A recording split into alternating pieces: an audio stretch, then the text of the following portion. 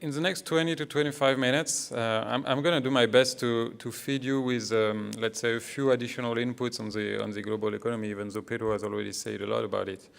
But I'm going to talk about it more from, let's say, from Coface standpoint, which means I'm going to highlight more global trends regarding sectors, country risk, and so on. So to some extent, it's going to be a little bit repetitive, but to the other extent, of course, you will see we try to look at the global economy from quite a different angle.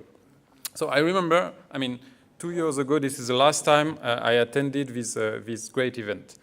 And to tell you the truth, I remember very well in the end of my presentation 2 years ago, I felt, oh my God, this presentation was really depressing. Because if you, perhaps some of you attended it, but if you remember, I was talking about falling oil prices that were impacting a lot of emerging markets.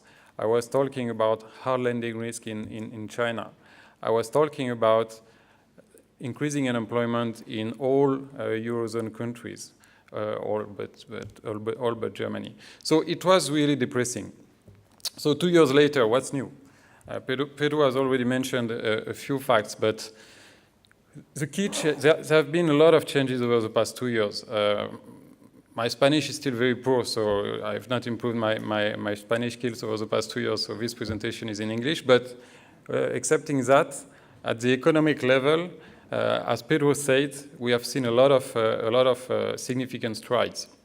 We are not talking about rising unemployment in Europe. Now we are talking about lower unemployment. We are also talking about recovery signs in a lot of regions in the world. I will say more about this in a few minutes. And we have to admit that since the starting of the year, a lot of political clouds are dissipating. France last weekend, the Netherlands a few weeks before. Okay, of course, the Greek story remains underway.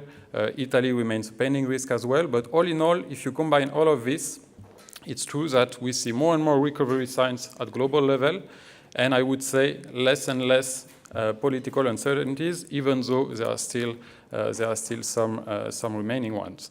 And I think a key figure, which is really puzzling, and it's related to what I've just said, but also it's related to what Pedro said on monetary policies, is the VIX index. So what is the VIX index?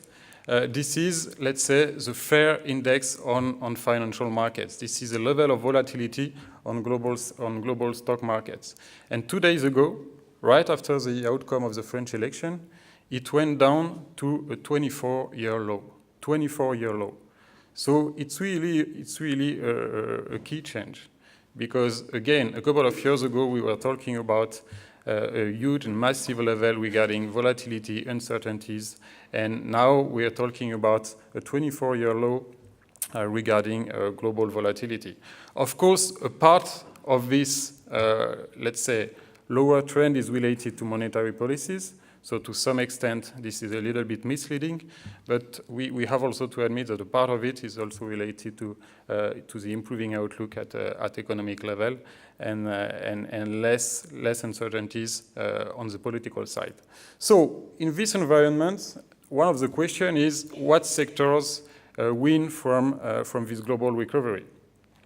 And the answer is on this chart. On this chart, you see at global level the coefficient correlation between, on the one side, the added value growth on a sector-by-sector basis, and on the other one, global GDP growth. So in other words, it's very simple. It means that if a sector is on the right part of the slide, if the coefficient is close to 1, it means that in good times, this sector benefits a lot from the recovery. So you see a lot of sectors related to industry, metal, construction, automotive, and so on. It's not really surprising. They suffered a lot during the bad times, and now they are going to benefit much more than the other ones from the good times. And on the left part of the chart, you see sectors that don't benefit much usually from a global recovery.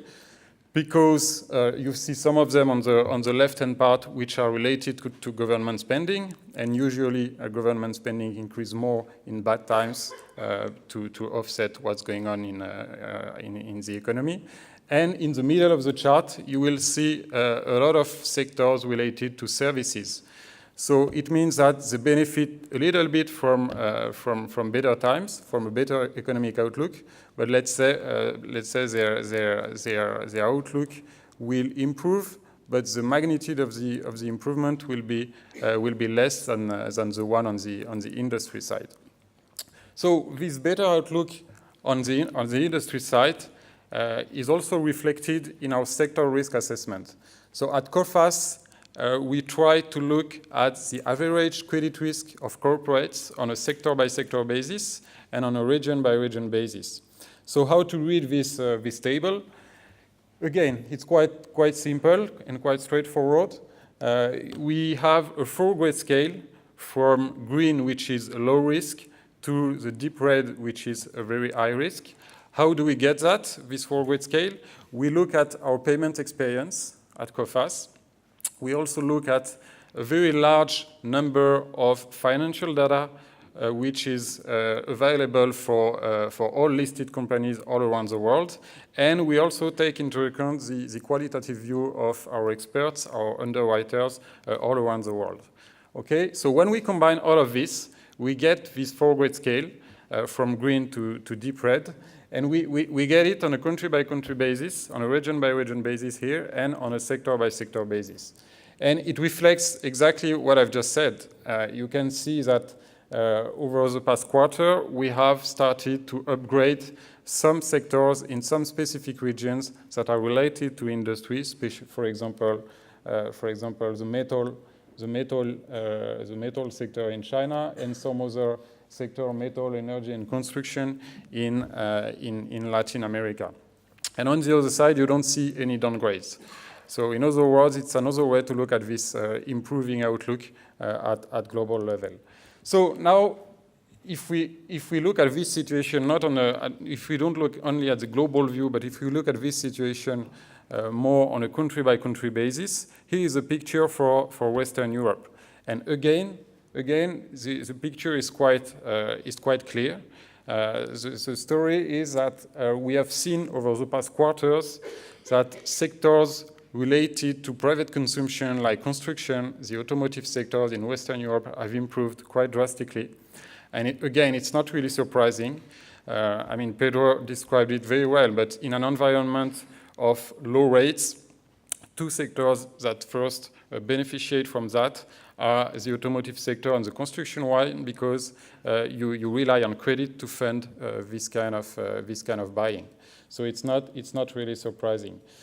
Then, on the other side, we are still quite cautious on sectors like, of course, the textile clothing at European level, a little bit less in Spain, but in other Western Europe countries, the situation is not very rosy. But all in all, when you combine all of this, you don't see much dots in deep red, meaning in very high risk. And we see more and more dots in yellow or in green, meaning that the outlook is definitely improving in most European countries. So the only one exception perhaps is the UK. This is the only one downgrade you see on this chart. Again, it's true that, I mean, since the mid of last year and since the referendum happened in June last year, I mean, as economists, most economists have been wrong when we expected a rapid and massive adjustment of the UK economy right after the referendum. Because it's true that the UK economy has been more resilient than initially expected in the second half of last year. Having said this, on the field, on the ground, we see more and more signs that the economy is slowing. And the economy is slowing mostly because of the lagged impact of the depreciated pound that happened in late last year. So as you know, inflation is increasing quite fast in the UK. It's impacting more and more the purchasing power of households. So far, it's true that households try to offset it because they save less, but it's definitely not sustainable. So at one point, we will see some negative trends on private consumption-related sectors, like the retail one, or also the construction sector. That's why we are quite cautious on the UK economy, and a little bit more than on other Western Europe countries. So, as a credit insurer, you know, we are very we look a lot at business insolvencies, and we make forecasts regarding business insolvencies. And the conclusion on Western Europe is that for this year, we keep expecting business insolvencies to decline in most Western Europe countries. The only one exception being the UK, but it's not surprising given what I've just said. So basically, I mean, in Western Europe, at least in the Eurozone, one of the key reasons why we're still quite positive in the short term, it's because the recovery process started very late. So in other words, it means that there's still plenty of space for catch-up, at least in the coming 2 years. Look at the left-hand chart. I mean, unemployment rate, okay, it has started to decline in most Eurozone countries, but it's still much higher than it used to be before the crisis. And Spain, of course, it's a good example. It's the same if you look at some other indicators like car sales, building permits. Okay, they have started to recover somewhat in a lot of countries in the Eurozone, but they still, if you look at the levels, they're still much below than they used to be before the crisis. And that's the reason why we're still quite optimistic in the short term in most Eurozone countries. Having said this, now if you compare the situation in Western Europe and the one in the US, it's very different, because in the US, the recovery process started much earlier. So now the catch-up process is over. If you look at the same indicators, and this is what you see on this chart, the trend is definitely not the same. I mean, unemployment is close to historical low.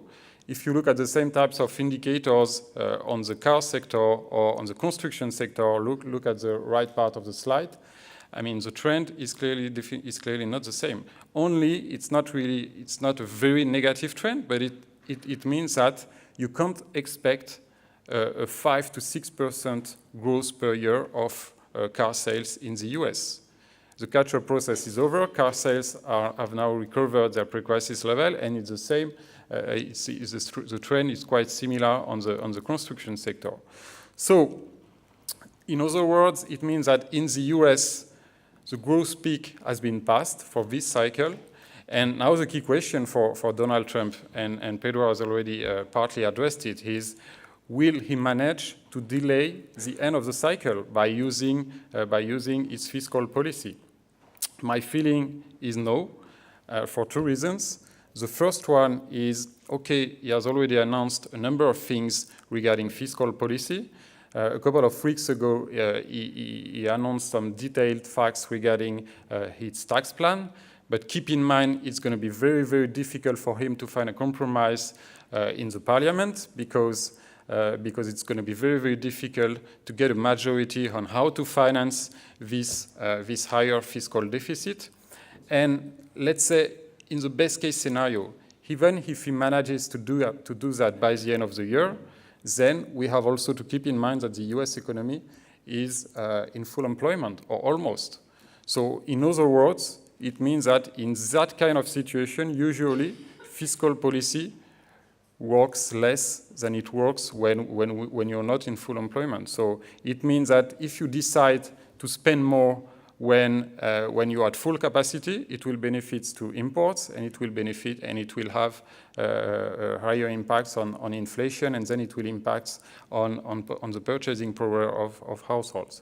So all in all, when you combine all of this, I have to admit that at Coface, we're a little bit more pessimistic on the US economy than the consensus, and we expect GDP growth to be close to 1.8% this year, while the consensus is closer to 2.2 to 2.5%. And regarding business insolvencies, again, not a very negative trend, but we expect business insolvencies to increase a little bit from very low level, okay, but to increase a little bit in the US this year and next year. So another risk related to the Trump administration, again, this is an issue that has been widely addressed since the starting of the year, is protectionism.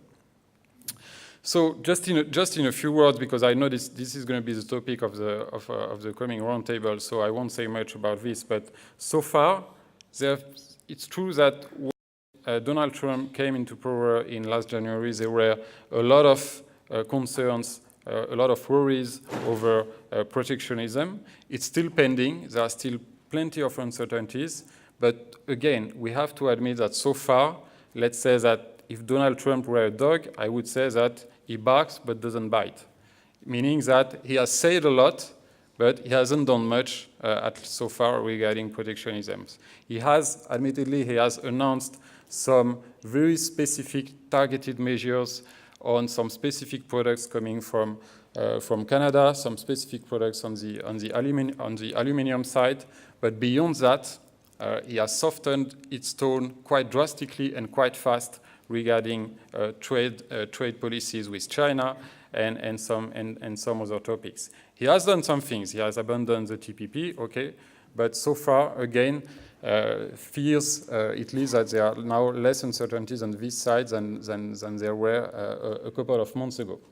But again, we could be wrong. It's very difficult, as you know, to expect and to anticipate what he's going to do.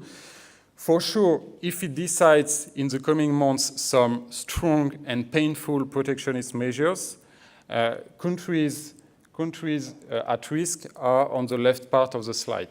On the left part of the slide, you see on a country-by-country basis, exports to the US as a percentage of GDP. So, of course, when it's high, it means that you are at risk if the US decides some protectionist measures. So unsurprisingly, some Central American countries are at risk. More surprisingly, in other Latin America and South America, countries are not really at risk regarding protectionism in the US because they export now much more to Asian countries than to the US. And again, more surprisingly, some Asian countries would be really at risk if there are some protectionist measures, because some of them export a lot to the US. So let's assume it will not do much on this side, and in this scenario, it would mean that we expect, and you see it on the right, quite a decent growth regarding global trade this year because of a little bit higher than expected, a little bit higher oil prices, higher business confidence. And so all in all, the outlook regarding global trade would be a little bit better this year than the one we recorded last year. Now, of course, if you look at the glass half empty, we're still far away than the trade growth levels we used to see before the crisis. But at least if global trade recovers, this is quite a good news for emerging markets. So, you know the story. I mean, between 2010 and 2015, growth in emerging markets as a whole has been divided by 2. So it's a huge shift, okay, a huge adjustment. But again, on this side, when we look at micro indicators, when we look at macro indicators, we see more and more positive news. So there are plenty of ways to illustrate it. I've chosen what's going on the car sector because it's quite illustrative, and it's, as I said at the beginning, it's quite a pro-cyclical sector, and it illustrates very well what's going on at macro level. And so you see the trends in countries like Brazil, Russia, that suffered a lot over the past 2 years of deep recession. Now they're recovering because of lower inflation, because the exchange rate have now appreciated a little bit. So lower inflation helps central banks to lower rates. Lower inflation helps households to consume a little bit more. So all in all, there are still plenty of problems, of course, in these 2 countries, but we see some positive news on the cyclical side. In China, I will say more about this in a few minutes, so I don't comment the figures. We're still pretty positive on Central and Eastern Europe because of what's going on in Western Europe. They still benefit a lot of the recovery in Western Europe. So all in all, for emerging markets as a whole, we are more positive than we used to be on private consumption-related sectors, which are still benefiting from the emerging middle class stories, and we see some positive news in other industrial sectors. So that's for the positive part of the story regarding emerging markets. Having said this, having said all these positive things, we have also to keep in mind that there are still plenty of risks there. So, and the first one, this is one I keep highlighting every time I make this kind of presentation, is related to corporate debt. It's true that GDP growth is improving a little bit in emerging markets. A lot of businesses are benefiting from that. But on the other side, it's also true that a lot of businesses are still suffering a lot from a rising debt. Just to give you one figure, over the past 10 years, corporate debt in emerging markets as a whole has been multiplied by 4.5. It's huge, okay? And it keeps going. It keeps increasing in a lot of countries. And the problem is that we see more and more signs of a negative feedback loop between, on the one side, corporate debt, and on the other side, what's going on in the banking sector in a lot of emerging markets.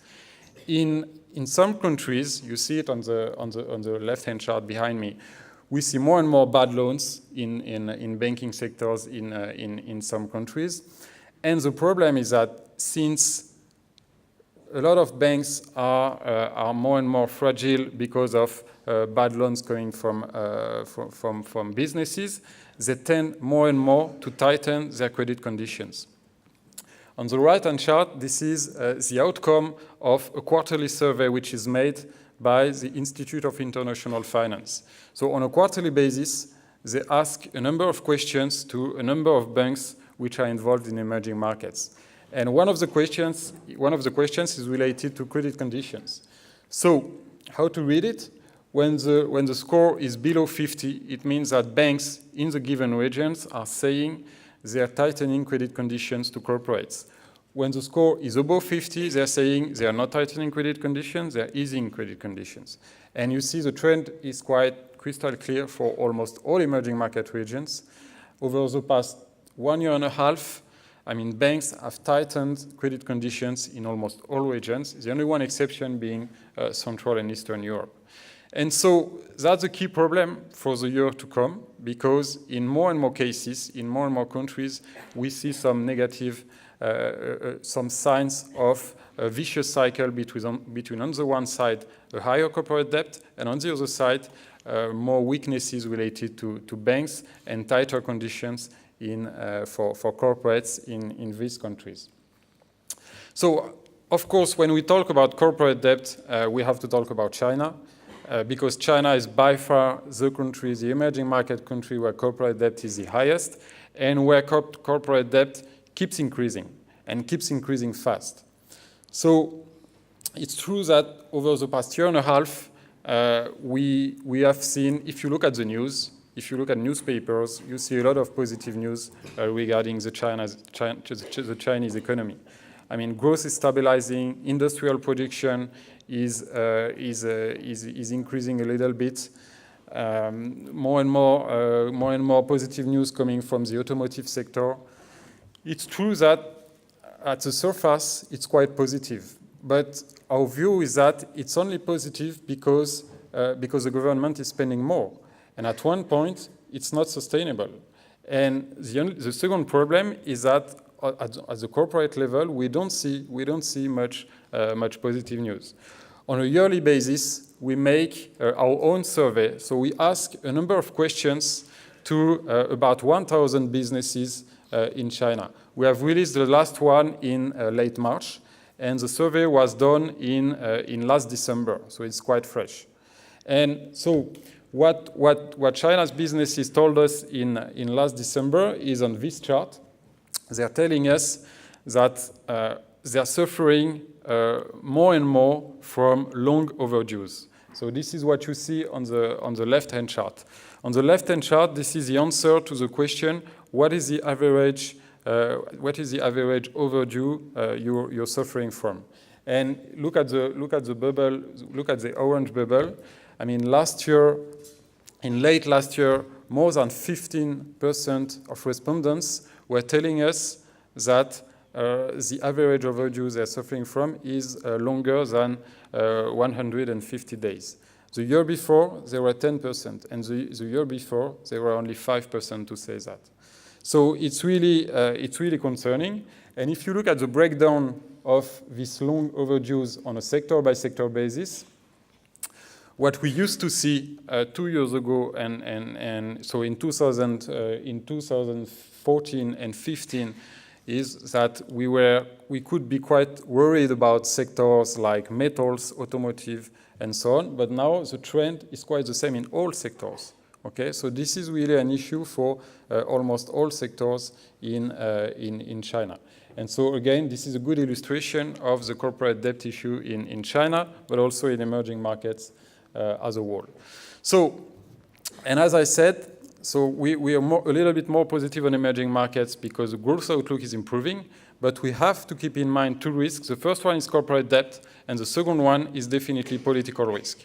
I know over the past 6 months, we have only talked about what's going on in the US, what's going on in the UK, what's going on in France with the election and so on, and we haven't talked much about what's going on at political level in emerging markets. It doesn't mean political risk has disappeared in emerging markets. That's exactly the opposite. To better take into account all political risk dimensions for businesses, we have very recently improved and developed a new methodology regarding political risk at Coface. So now we have several political risk indicators to better take into account all political risk dimensions. So just to summarize it very quickly, we take into account 3 types of political risk. You see it on the left-hand part of the slide. The first one is the risk of conflict. This is, I would say, the most basic part of political risk. And it looks very basic, but it's more and more important to take that into account because over the past 10 years, the number of conflicts in the world has been multiplied by 2.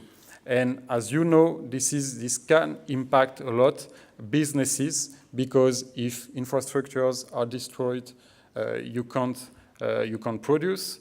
Plants and industries activities can be annihilated in case of wars. A population can move, so they can't work. So it's a huge, and it can be a huge, of course, and direct impact for businesses. So that's the first part. The second one is the one you see on the top part of the chart here. This is related to internal political risk. In more and more emerging markets, in the aftermath of the economic crisis, we have seen, and again, it's not surprising for you, we have seen more and more signs of social frustrations in a lot of countries. Because after a long period of low economic growth, unemployment is higher, income inequalities are higher, and so all of this impacts on social frustration. So we have developed, again, a new methodology with a lot of indicators to better take into account this, let's say, social frustration parts that could lead to political changes in emerging markets. So on this part, it's quite different. The impact on businesses is quite different from the one related to conflicts, because on this part, it's not really impacts businesses directly. But if you are in a situation where there are a lot of protests, where social frustration is increasing, where political uncertainties are higher and higher in a given country, businesses are impacted indirectly by confidence. So that's why we have also to take that into account. And the last one, unfortunately, this is the one you see in the red bubble, it's terrorism risk. Again, unfortunately, we have to take this into account because you see it on the right-hand chart. The number of terrorism attacks has been multiplied by more than 3 in the world over the past 10 years. And again, it means that it can affect businesses either directly, a little bit like wars and conflicts, if terrorism is huge and very frequent in a given country, or it can affect businesses indirectly through, I would say, confidence. And if this is the case, it can be the case in Western Europe countries if terrorism attacks are not so frequent, but are more frequent than they used to be a couple of years ago. And so when we combine all of this, you can access to the full paper on our website. When we combine all of this, we see a strong increase in political risk in a lot of regions and into a lot of emerging market countries. So again, this is something to have in mind. So just to conclude, at Coface, you know our output. We also provide country assessment. So the methodology is quite similar to sector risk assessment. We try to assess the average level of corporate credit risk in a given country. And to do so, we look at our payment experience. We look at a very large number of macroeconomic and financial indicators. We look at our political risk index I've just described. And when we combine all of this, in addition to a business environment indicator, we get this 8-grade scale from A1 to E. So A1 in green is the best risk. E in deep red is the worst risk. And it's a good summary of what I've just said. I mean, we update it on a quarterly basis. And in 2015 and 2016, each quarter, we decided more downgrades than upgrades. Since the starting of the year, in January and in last March, that's the opposite. We have decided more upgrades than downgrades. So it clearly reflects the improving trend. Having said this, you see on this map, there are still plenty of countries in red, meaning that the situation regarding risk is very different from one country to another and from one sector to another. And I think this is a good summary of my presentation. Thank you very much.